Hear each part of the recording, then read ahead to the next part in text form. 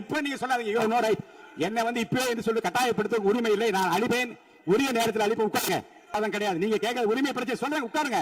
நீங்க உறுப்பினர் பேசுற போது பேசுங்க. நீங்க உறுப்பினர் பேசுகிற பாருங்க, உங்களுக்கு விவாதம் இல்லைங்க.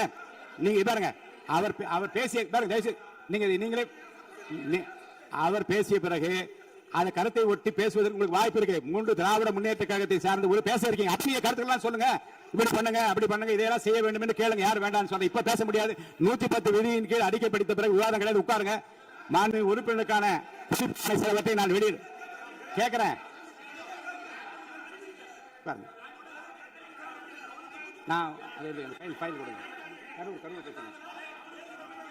மாண்பு உறுப்பினருக்கு பாருங்க, எதிர்கட்சி கொறடா அவர்களுக்கு நான் ஒன்றை நினைவுபடுத்த விரும்புகிறேன். பண்ணிட்டாரு. இந்த 110 விதியின் கீழ் அவர் பேசிய பேச்சுகள் குறித்து எந்த விவாதம் கிடையாது. நீங்க கேட்க உரிமை பிரச்சனை சொல்றேன், உட்காருங்க. நீங்க சொன்ன உட்காருங்க. இல்லைங்க, உரிமை பிரச்சனை பற்றி பேசுவதற்கு நான் அனுமதி அளிப்பேன். உட்காருங்க. எப்ப தர வேண்டும் என்று எனக்கு தெரியும். தயவுசெய்து உட்காருங்க, நான் தருவேன். உட்காருங்க, உட்கார் பேசட்டும். எடுக்கிறேன்னு சொல்லி இருங்க. எப்ப எடுக்கணும் நீங்க சொல்லக்கூடாது. நான் எடுப்பேன். உட்காருங்க. எப்ப எடுக்கணும் நான் எடுப்பேன். எங்களை பொறுத்தளவுக்கு அதில் கூட நான் அதை பத்தி நான் பேச அனுமதி தயவுசெய்து அதை பற்றிங்க. நீங்கள் உங்களுடைய உறுப்பினர் பேசுகிற போது அதிகமான நேரம் கூட நான் தரேன். அமைச்சருடைய 110 விதி சொல்லப்படி பத்தி பேச இப்ப வேண்டாம். உட்காருங்க. அனுமதிக்க முடியாது. உட்காருங்க. இப்போ இருங்க. நேரலை ஒலிபரப்பை பத்தி நான் ஒண்ணு சொன்னேன். காலையில் நீங்க ஒரு கடிதம் கொடுத்திருக்கீங்க. இருங்க,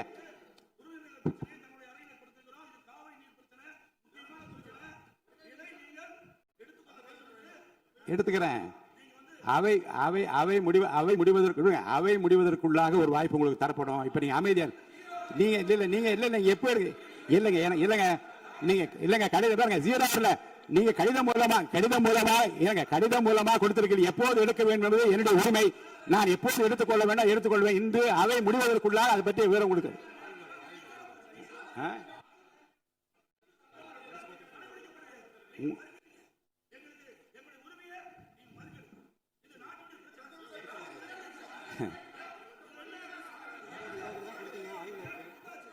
உங்கள் உரிமையை மட்டுமல்ல, உங்கள் உரிமையை மட்டுமல்ல, இந்த அவையின் எல்லா உறுப்பினருடைய உரிமையும் தமிழ்நாட்டு மக்களின் உரிமையும் பாதுகாக்க நினைத்ததான் இந்த மேகதாது பிரச்சனைக்கு தீர்மானம் கொண்டு வரப்பட்டது.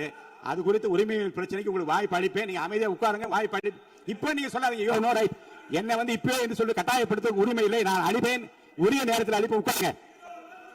நீங்க இல்லைங்க ஜீரோ அவர் கிடையாது. அலுவல் ஆய்வுக்குள்ள ஜீரோ அவர் கொஸ்டின் அவர் கிடையாதுன்னு சொல்லியாச்சு. திரும்ப அதை பேசிக் கொண்டு அனுமதிக்க முடியாது. உரிமை மீறல் பிரச்சனை பேசுவது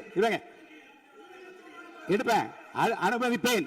இன்று அவை முடிவதற்குள்ள அனுமதிப்பேன். இப்போதே எடுங்க.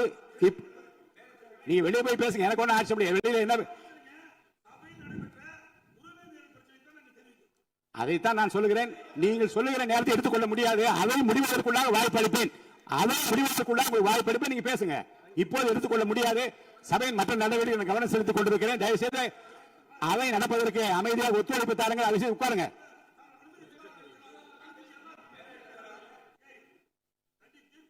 உங்கள் விருப்பம். ஆமா,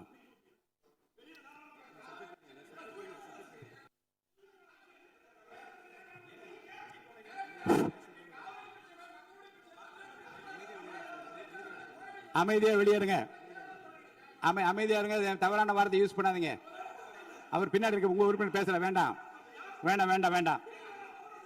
என்னுடைய அனுமதி இல்லாமல் நீங்க பேசுவது எதுவும் அவை குறிப்பில் ஏறாது. என்னுடைய அனுமதி இல்லாமல் நீங்கள் பேசியதும் அவை குறிப்பில் ஏறாது.